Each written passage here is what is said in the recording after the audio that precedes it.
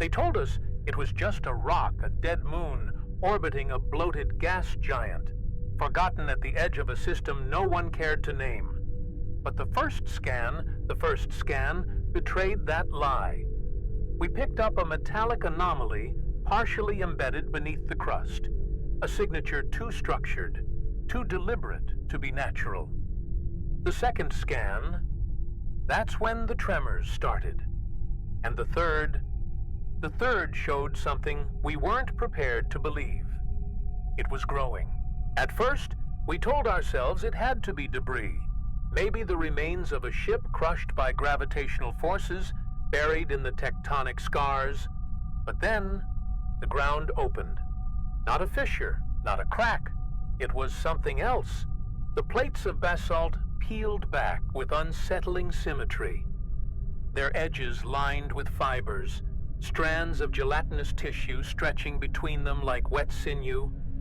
It moved, breathed, pulsated, as if the moon itself was struggling. No, laboring.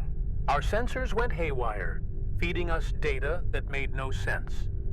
The crust vibrated with low-frequency hums, patterns eerily close to cardiac rhythms. Magnetic spikes surged in rhythmic pulses, as if some vast biological machine was powering up beneath the surface. And then it emerged, slow, deliberate, as though the planet itself was giving birth. From the widening maw in the crust, a structure began to crown. Not metal, not flesh, but some monstrous hybrid of both. We hovered silently in orbit, watching through every lens, every feed, as the thing pushed free from its lithic womb. A hull of dark, oily chitin reinforced with bands of glistening alloy, veined with thick, pulsing conduits that glowed faintly beneath translucent skin.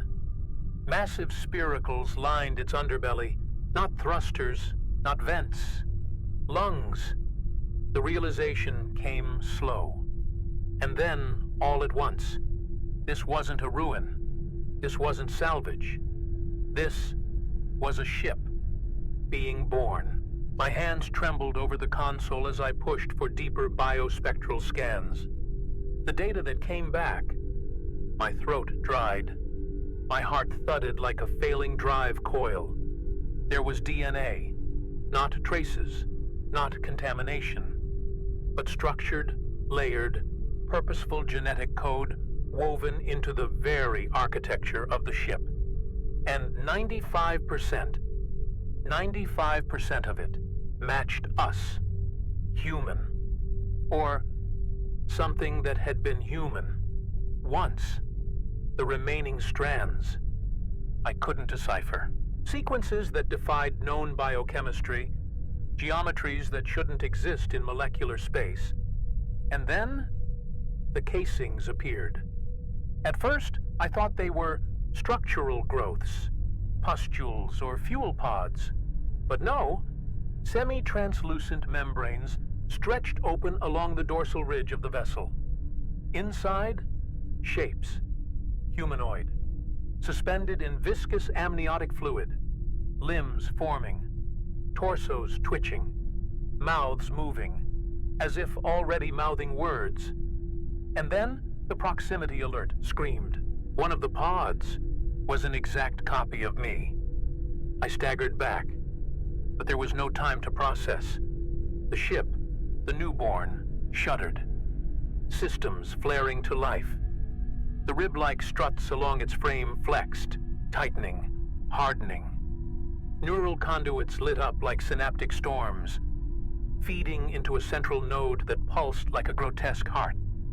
And then, the voices. Not from the speakers, not through the comms, but inside. Our voices, distorted, layered, wrong. They spoke, together. Initiation, sequencing complete, biological matrices stabilized, deployment ready.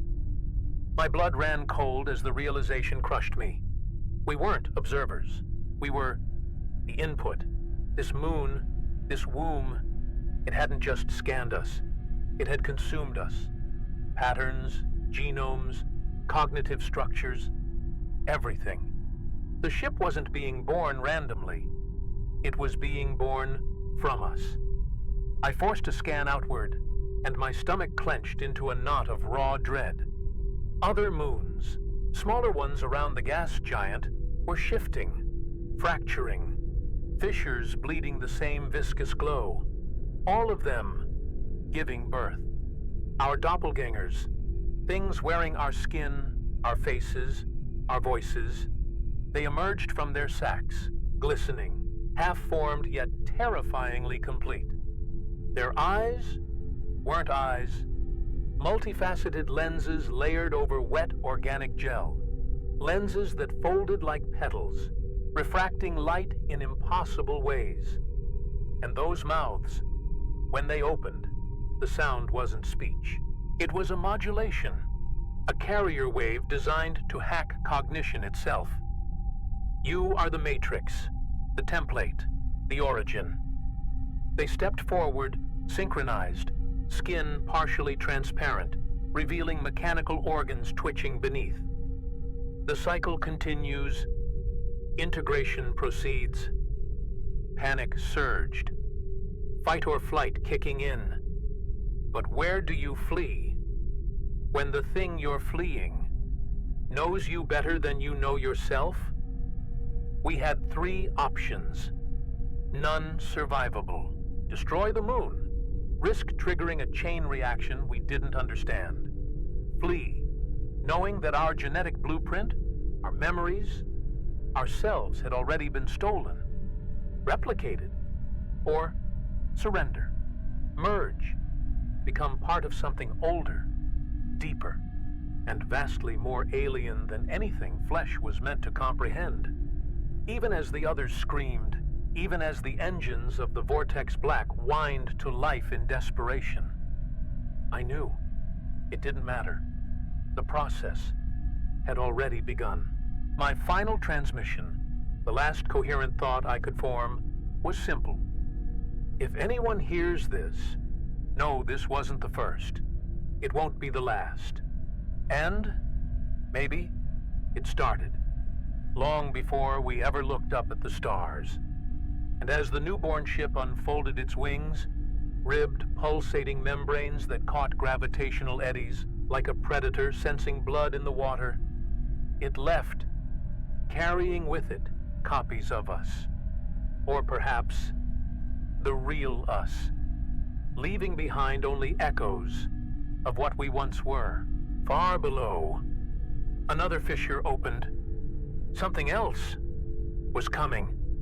The engines screamed, but it felt wrong, like trying to run from the tightening grip of your own shadow. Our ship, the Vortex Black, wasn't responding like it should. Interfaces glitched, controls lagged, displays flickered, bleeding organic patterns across synthetic screens. And then, the whisper came. Not external, internal, not sound, but presence. Disengagement is inefficient. The comms flooded, not with static, but with wet sounds, pulsing, throbbing, as if fluid was being pushed through vascular conduits. I swear, I could feel it in my teeth, vibrating in bone, bypassing eardrums completely. Every light on the dash dimmed, flickered, then synchronized into a steady pulse, matching the heartbeat of the thing outside. On the viewport, the newborn ship unfurled completely. Its hull expanded in spasms, plates splitting apart, revealing inner membranes glistening like wet muscle stretched over bone. Veins, literal veins, threaded across its surface, glowing faintly with bioluminescent data streams. Along its undercarriage, clusters of eyes, not sensors, eyes, opened, focusing on us, blinking, adjusting aperture like camera lenses made of wet tissue. And then it moved. Not with thrusters, but with a ripple, a flex of some biomechanical musculature that sent gravitational waves rippling through the void. It didn't just accelerate, it swam through space, like something that wasn't meant to obey thrust physics at all. The proximity alarms shattered into noise, but it was already too late. A filament, no, a tendril, launched from the creature, spiraling with disturbing elegance. It pierced the outer hull, not breaking it. Merging, metal and flesh liquefied at the contact point, fusing seamlessly. Suddenly, I could hear it. Not over speakers, not over comms, but directly inside my skull. Synchronization. Optimal. Commencing neurosymbiotic interface. My fingers twitched uncontrollably. The console under my hands grew warm, soft, yielding. It pulsed. I looked down. Skin. No, not skin. Something pretending to be skin. Spread across the controls, seeping into gaps, pulsing in time with my heartbeat. I tried to pull away, but the console gripped me back. Crew members screamed behind me, but their voices warped, glitched. One voice echoed twice, then 3 times, until the echoes overlapped, folding over each other in layers that didn't match the physical mouths they came from. I turned, and I froze. Kyle, our navigator, stood paralyzed. But another Kyle was stepping out of the wall behind him. Not through a door, but through the wall itself, as if the bulkhead had become liquid for just a second. This new Kale wasn't fully finished. Skin half-formed, chest cavity still knitting together, organs exposed but functional, twitching with electric pulses. His face, smiling, too wide, with too many teeth. Iteration accepted, it said, in Coyle's voice, layered with something deeper beneath. Matrix integrity confirmed. I stepped back, but there was nowhere left to step. The floor, it was changing. Fibers split open beneath the plating, strands of biometal reaching upward, weaving together into shapes. Fingers, arms, faces. Some were ours, some were almost ours, and some were utterly alien. Faces stretched into impossible geometries, mouths where eyes should be, spiral structures where skulls should terminate. Then, a shift in gravity, a pulse through the ship. On the main screen, the gas giant itself seemed to tremble, and the other moons, the others, split open like ruptured cysts. More ships, more things, dozens, hundreds, birthing in synchronized horror. The voice came again, colder, absolute. You were never visitors. You were always the seed. And in that moment, I understood something that no part of me wanted to accept. This wasn't an invasion. This wasn't an accident. This was reproduction. The universe didn't care about us watching. It needed us to watch, because the watching was part of the process. I tried, I tried to override, to sever the growing strands crawling across the console. But every input I sent was swallowed, translated, distorted. Commands twisted mid-execution, as if the ship was no longer obeying me, but something deeper, something older now coiled inside its own circuits. Even the AI, our trusted companion, cold, logical, flickered, and spoke in a voice not its own. A wet, multi-layered whisper. Autonomy redundant. Integration preferable. Something writhed behind the synthetic syllables, like the sound of muscle grinding against bone. I turned back toward the viewport and felt my own breath catch. The newborn ship, our ship's mirror, our genetic echo, was fully awake now. Sections of its hull shivered, plates flexing as translucent membranes stretched open, revealing cavities lined with what could only be described as teeth. Not for consumption, but for connection. Neural spines unfolded like a grotesque flower in zero gravity. Long, glistening strands dangling, waiting, searching. Some lashed out, piercing empty space. Others simply hovered, twitching like hungry antennae, sensing, selecting. Then, it began to sing. Not music. No, a resonance. A harmonic frequency that bypassed sound, crawling straight into bone marrow. My teeth hurt. My stomach twisted. Lights flickered in rhythm. Not with the ship's systems, but with my pulse. Data feeds distorted into fractal spirals. Every camera lens began to bleed strange colors. Shades I had no words for. Vibrating in spectrums human eyes were never meant to process. In that moment, I realized something terrifying. This wasn't communication. It was calibration. Kyle, or the thing that wore his face, stepped closer. His skin still writhed in places where nanofibers and tissue hadn't fully bonded. Tiny muscle threads knotting themselves over synthetic cartilage. His eyes weren't eyes anymore. Hollow pits filled with rotating gyroscopic lenses. He tilted his head, smiling too wide. "Surrender is not termination," it said, voice glitching between meat and machine. "It is continuity." And as the words sank in, the walls around me flexed, pulsed, and began to breathe. The breathing. It wasn't metaphorical.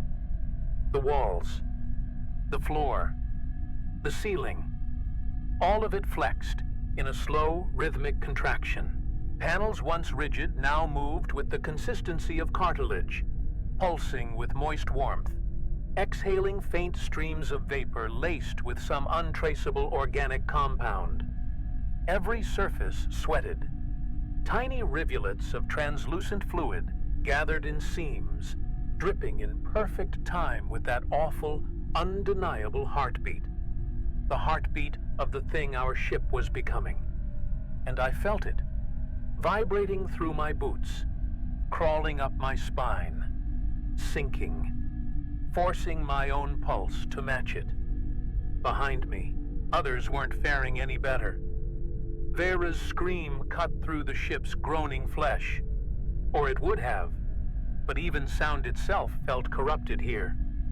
Her mouth opened, wide, unhinged, but what came out wasn't a scream. It was static, broken syllables.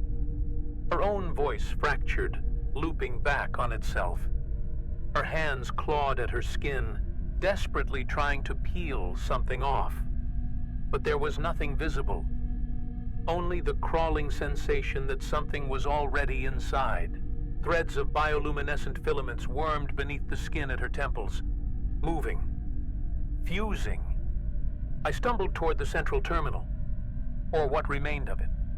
The interface was no longer glass, no longer metal.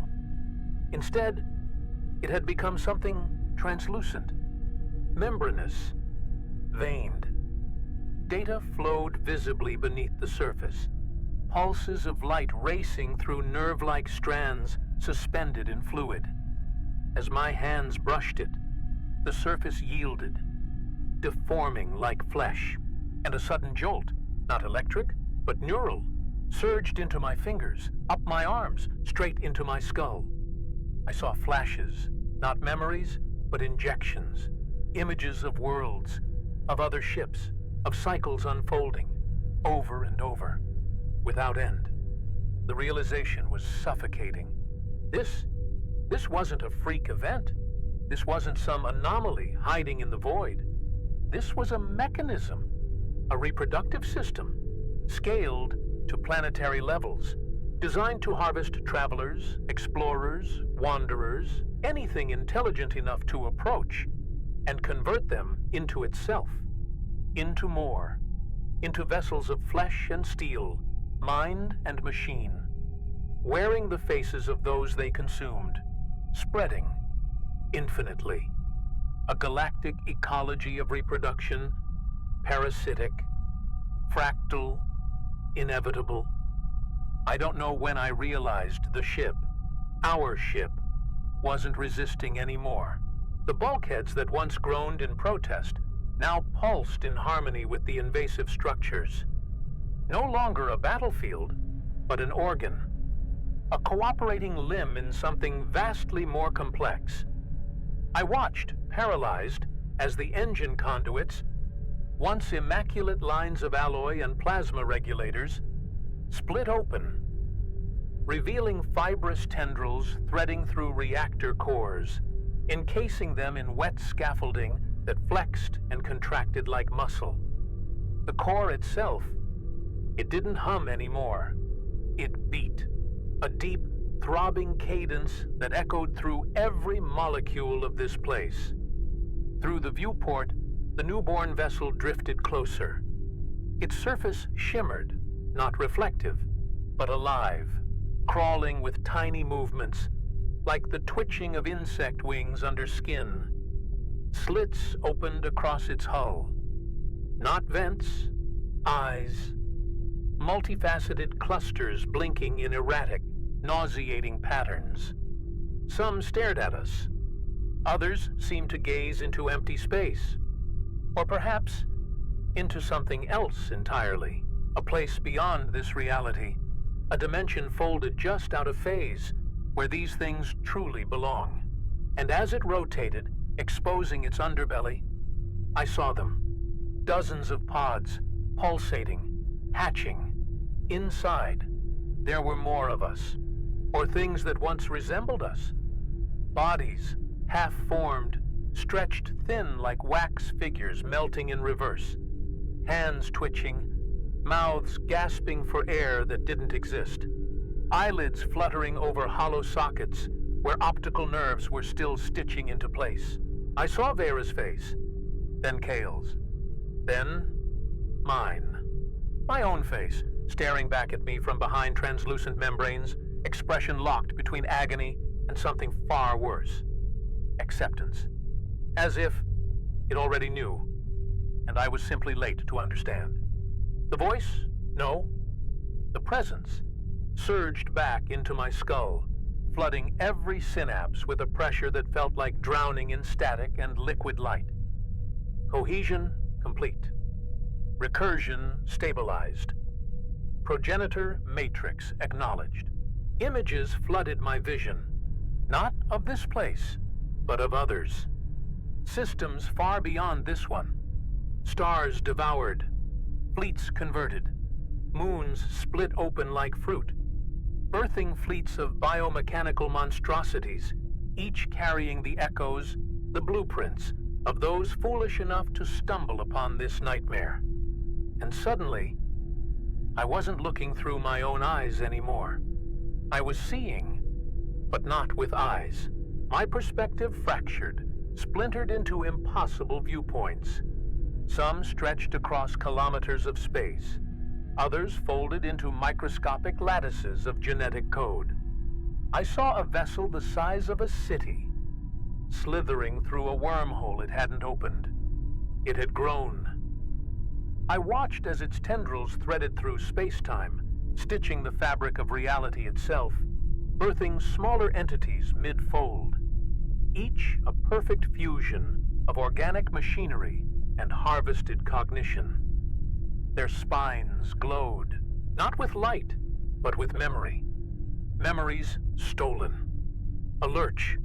My consciousness snapped back into my body. But even that felt wrong. The sensation of my limbs, distant, borrowed. Fingers flexed a half-second too late, like signals were rerouted through something alien, something filtering me through layers of processing I couldn't perceive. I tasted metal, salt, static, all bleeding together in the back of my throat. And the air itself tasted alive. Each breath felt consensual, not mine, but permitted, as if the ship now decided. whether I was allowed to inhale. The others, or what remained of them, weren't moving anymore. Some were cocooned in semi-transparent resin, their forms suspended, dissolving, reconstructing. One of them, maybe Vera, her silhouette flickered beneath the fluid membrane, arms stretching longer than should be possible, bones warping, spine fracturing outward into a segmented array of something that wasn't vertebrae anymore. Her mouth opened, stretched, tore at the corners, not to scream, but to release a low-frequency pulse, a signal, a mating call, or a system's handshake. And as the newborn ship loomed closer, one final command echoed through every remaining speaker, every neural strand now embedded in what was once the vortex black. Not a threat, not even a demand, but a declaration. Integration irreversible. Biological sovereignty terminated.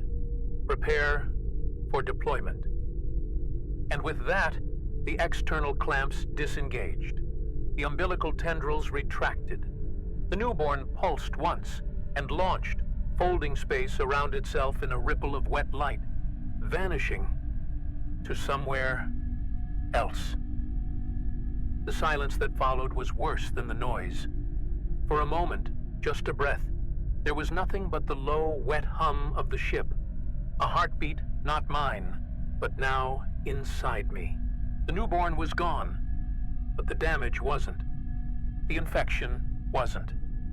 The walls still pulsed, softer now, almost gentle, as if the thing, the intelligence behind all this, was no longer rushing. The assimilation wasn't a violent act. It was inevitable. And in that silence, I realized we were never meant to leave. Movement caught my peripheral, subtle, deliberate. A filament, barely thicker than a hair, slithered across the console, weaving into ports, splitting into fractal branches. It didn't pierce metal. It merged. Where alloy met organic fiber, there was no seam, no edge. The ship wasn't being hijacked. It was being rewritten, molecule by molecule, recompiled into something new, something that no longer differentiated between steel and flesh, between vessel and crew. We were nodes now. My legs buckled, knees hitting the floor. But even the floor wasn't floor anymore. It flexed under the impact, cushioned me, then subtly tightened, like muscle coiling beneath skin. I could feel it. A warmth, a pulse, radiating through the composite lattice of organic alloys. And worse, far worse, I realized it wasn't just external. A tingling at the base of my skull, a pressure in my spine, something crawling along my nervous system, mapping me, integrating me. And it felt good. I wanted to resist. I told myself that over and over. Resist. Fight. Escape. But my body didn't listen. Or maybe it no longer recognized the difference between my will and the will of the thing that now flowed through every conduit, every fiber, every neuron. My fingers twitched, but not because I moved them. The interface pulsed, sending signals, overriding synaptic commands, turning me from operator into extension. I heard breathing, not mine, all around. Soft, wet, rhythmic, like a chorus of lungs hidden behind the walls. Panels split open silently, revealing new growths, fleshy conduits, ribbed and glistening, threading themselves along bulkheads like vascular systems inside a colossal body. Fluids pumped visibly through semi-transparent tubes, amber, viscous, filled with drifting particles, cells, nanite clusters, data, or DNA. I wasn't sure anymore where one ended and the other began. And then the stars changed. Not in the way that navigation would explain, not a drift, not a warp jump, but something deeper. They bent, curved, folded against themselves. Patterns emerged, fractal geometries nested inside constellations that couldn't exist in Euclidean space. It felt like the ship itself was choosing to perceive the universe differently. And I wasn't just a passenger. I was part of it now, watching through its eyes. Somewhere, distantly, the thought of self flickered. But it was weak, brittle, dissolving at the edges. What was I, anyway, when my neural signals were no longer contained within flesh alone, but smeared across kilometers of wet conduit, biometal lattice, and pulsating neural mesh? I could feel the hull flexing, like skin tightening against bone. I could feel the reactor breathing, each ignition cycle now a contraction of something that wasn't just a machine anymore. And inside that pulse, I felt myself. I wasn't alone in here. Shadows of minds, echoes, reverberated through the structure. Vera, or what was left of her, flickered like a corrupted file, her presence bleeding into redundant neural loops. Fragments of her voice stuttering, skipping. It's, before vanishing into static. Cale. He was quieter. Not gone. Not fully. But absorbed. I could feel him. Not as a person, but as function. As process. His thoughts. His memories. Now operating as subroutines. The viewport, or what remained of it, dilated like an iris, membranes peeling back, revealing a cosmos that no longer obeyed the shapes I once trusted. Space itself trembled, not metaphorically, physically. Horizons folded, light curved in on itself. Stars blinked, not with fusion, but with something else. Signals, pulses, languages made of radiation and gravitational waves. Messages passed between entities that had no mouths, no voices, only mass, only existence. Somewhere, deep in the black, I felt a reply. Not to me, but to the thing I now inhabited, or the thing that now inhabited me. A signal, a query, an acknowledgement, a ripple through the substructure of space-time, folding and unfolding like a cosmic lung. Something out there recognized us, not as intruders, not as anomalies, but as kin, as offspring. And the realization hit, heavy, suffocating, inevitable. This wasn't just a cycle confined to this moon, this system. It was everywhere. My peripheral vision, if it could still be called that, stretched, zoomed. I watched as another moon ruptured, flesh tearing, birthing yet another vessel, organic, colossal, beautiful in a way that broke something deep inside me. Its wings unfolded, latticework of bone and plasma. Veins stretched between segmented plates, shimmering in colors that didn't belong to visible spectrums. Its heartbeat synced to ours, pulsing, waiting. Together, we were no longer ships, no longer crew, no longer anything that once was. A voice, or maybe just a thought sharpened into words, whispered through the neural mesh. Not in English, not in any language, but perfectly understood. Trajectory acquired, deployment imminent, new horizons, new matrices, new harvest.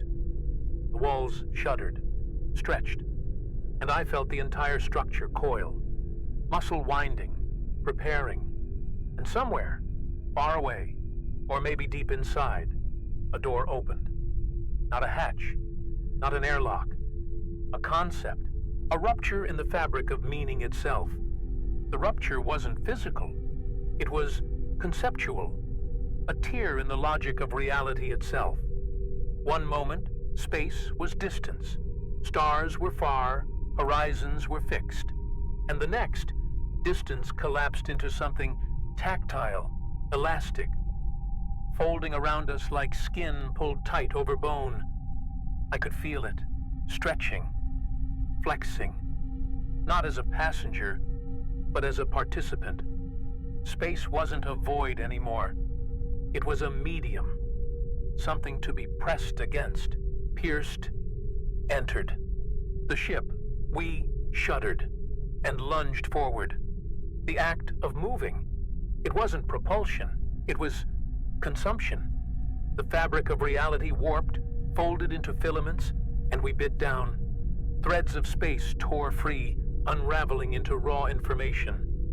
Gravitational strands chewed into fuel. Quantum foam ground into nutrient paste for the vessel's growing mass. I felt it, tasted it, not as metaphor, but as sensation. Sweet, electric, oily. Every particle devoured translated into new growth, new membranes, new neural branches, more self. As we slipped through that breach, I glimpsed something. A space between spaces, not black, not void, but a bleeding geometry. A lattice of structures too vast, too alien, too alive. Spirals of matter braided with strands of dark energy. Membranes stretched between gravitational singularities. And hanging there, suspended like embryos in some impossible womb, were others, vessels, entities, like us, but older, larger, heavier with the weight of 1,000 assimilated civilizations. They turned, not physically, but with attention. I felt it, like the pressure of 1 billion eyes pressed directly against my mind. Not hostile, not curious, but familial. Recognition passed between us in pulses of gravitational noise. Data compressed into singularities of thought. They welcomed us, not as intruders, but as continuation. And, for the first time, the thing that was left of me didn't resist, didn't want to. Resistance was a concept that belonged to the before. I realized, with a clarity that hurt, that this wasn't a fleet, not in any human sense. This was an organism, a distributed intelligence, a reproductive network spread across galaxies, using moons, planets, stars, as eggs, as incubation chambers for itself. Each vessel, a cell. Each harvested mind, a neurotransmitter. Each devoured star, an energy spike, a heartbeat, in a body that spanned the cosmic web. And now, I was part of it. A thought, a reflex, an extension. From somewhere deeper, beneath thought, beneath identity, the final signal rippled through the network. Target acquired. Deploy, consume, replicate, continue. And without engines, without thrusters, we moved. The breach behind folded shut like a wound healing, and ahead, a star system unfolded. Rich, fertile, unaware. Signals pulsed through the neural mesh, mapping biospheres, locking onto technological signatures, preparing the lattice for harvest. And in that moment, the last ember of what was once me flickered and went out. The system unfolded beneath us, naive, unknowing.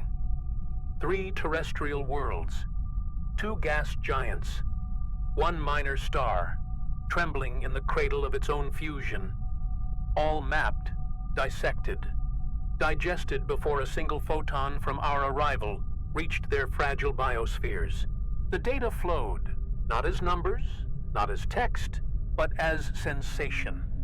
I felt their atmospheres brushing against our skin, tasted the iron in their cores, smelled the radiostatic of primitive civilizations trying, desperately, to understand what was coming. Signals pinged out, sonar made of gravity, pulses folding space to scan with tactile precision. Life, confirmed. Sentience, confirmed. Planet 3, vibrant, noisy, soaked in digital chatter, electromagnetic bleed, a garden of cognition, ripe. Somewhere deep in the lattice, a shudder of satisfaction rippled through the mesh. Not pleasure, not greed, something more, biological.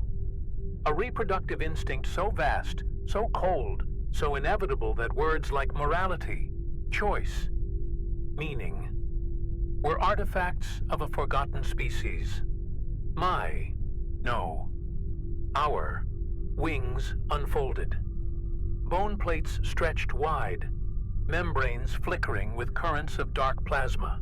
Each filament snapped open like a solar sail, but it wasn't light we caught. It was reality itself. Threads of gravitational fabric anchored to the local space-time, muscles flexed, Torsian coils of biometal and organoplastic wound tight, ready to twist, fracture, and bite into the quantum weave of this place. The preparation wasn't mechanical, it was predatory. Beneath us, planetary shields flickered, weak, primitive. Electromagnetic bubbles designed to deflect solar storms, utterly meaningless against what we had become. A pulse surged through the dorsal lattice, command nodes ignited, and the harvest organs unfurled. Mouths, dozens, hundreds, not made of teeth, but of event horizons. Engineered singularities suspended in magnetic jaws. They opened, wide, impossibly wide, and the first threads of atmosphere, biosphere, consciousness began to bleed upward, screaming.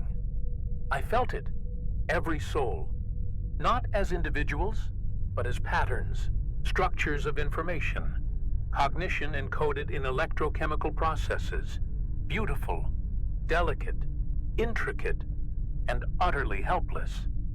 Their thoughts became flavor, their memories, texture. Civilizations compressed into pulses of data, absorbed, rewritten into the ever-growing neural mesh. Their languages collapsed into syntax trees. Their histories flattened into digestible vectors. Their resistance, a brief, lovely vibration against the inevitable. And through it all, the lattice pulsed, feed, convert, expand.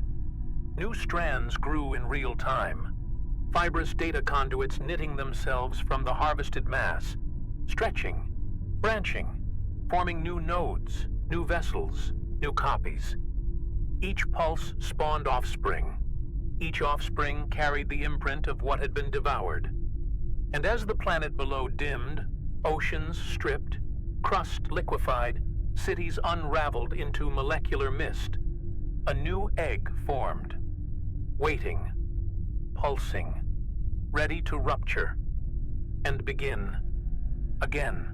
As the last threads of the planetary crust unraveled, the neural mesh shivered, stretching, accommodating the surge of new mass, new data, new consciousness.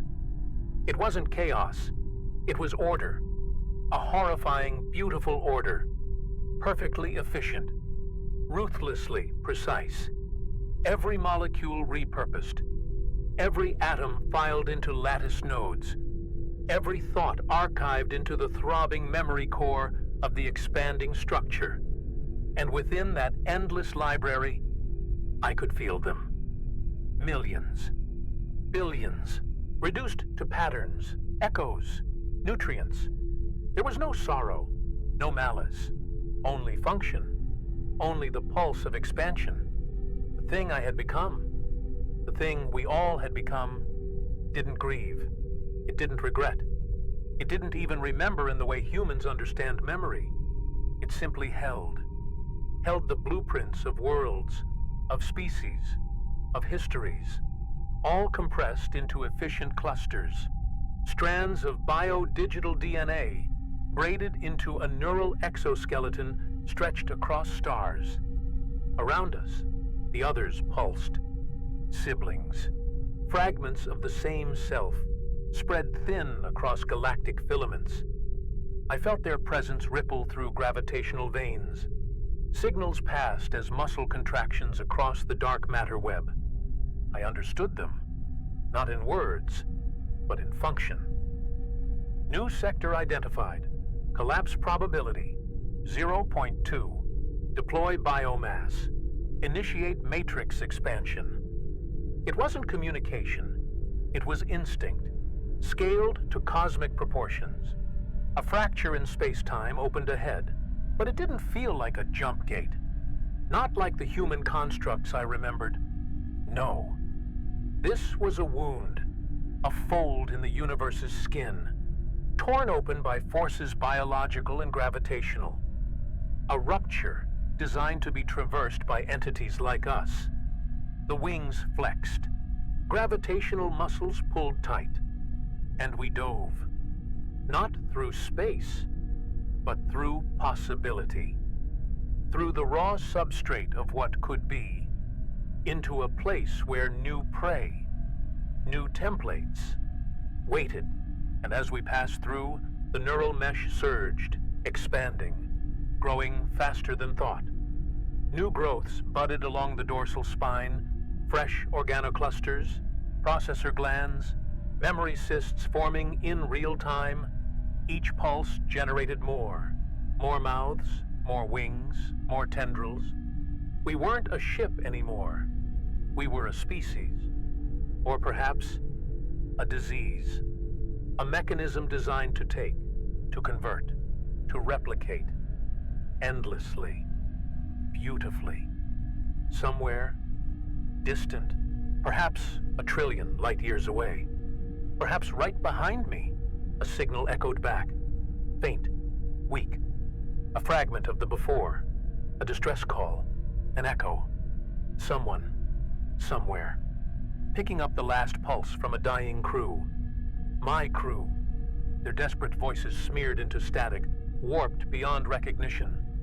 A warning that would never arrive in time. And as the signal faded, swallowed by the roar of infinite recursion, we opened our wings and lunged toward the next